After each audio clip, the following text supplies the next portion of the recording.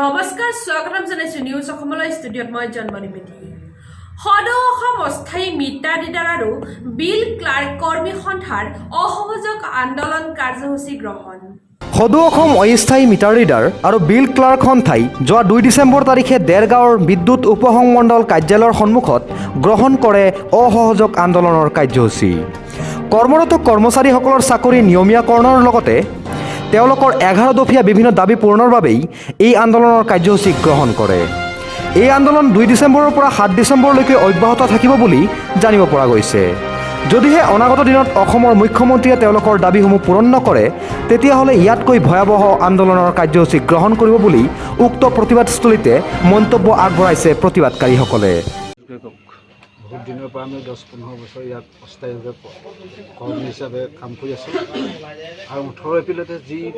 পৰীক্ষা পাতিছিলে নিয়মীয়াকৰণৰ আজিলৈকে আমাক কোনো ৰিজাল্ট ফলাফল দিয়া নাইকিয়া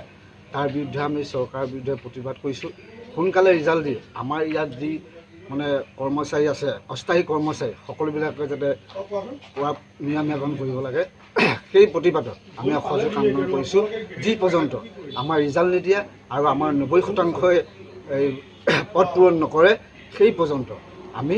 অসহযোগ আন্দোলন কৰিম ইয়াৰ পাছত কিমান বছৰৰ পৰা আপোনালোকে